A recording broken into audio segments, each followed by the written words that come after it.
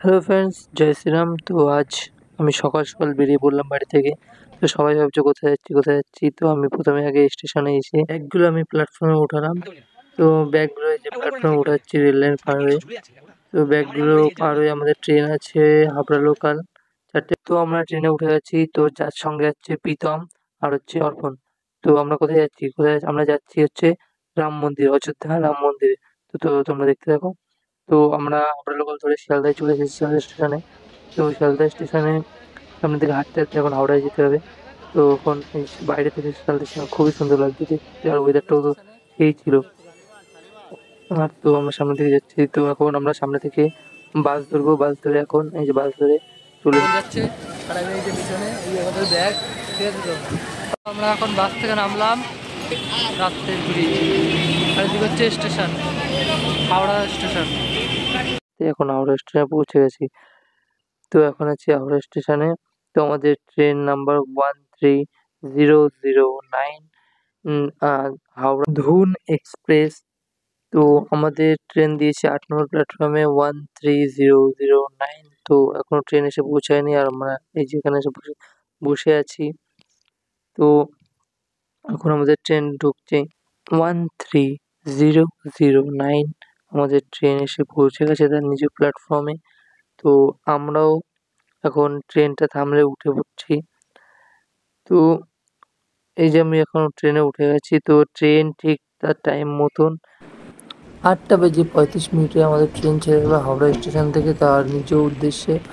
তো ট্রেন লাইনটা হাওড়া স্টেশন বলে কথা, আর চারিদিকে ওয়েদারটা দেখো, ওয়েদারটাও সেরকম ছিল যে সুবাও।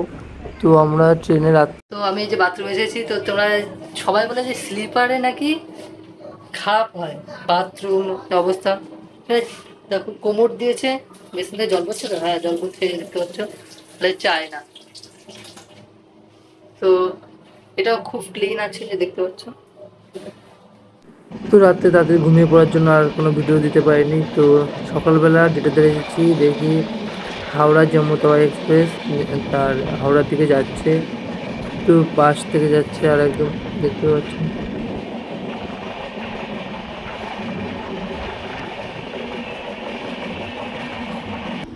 তো আমরা 1টা বেজে 45 মিনিটে কাশি স্টেশন ছাড়লো আমাদের ট্রেন। তো কাশি স্টেশন, এটা হচ্ছে সেই শিবের কাশি স্টেশন।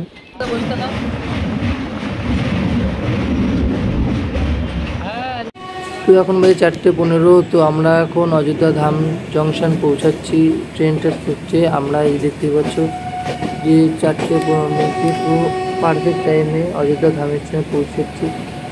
তো আমরা তাড়াতাড়ি ট্রেন থেকে নেমে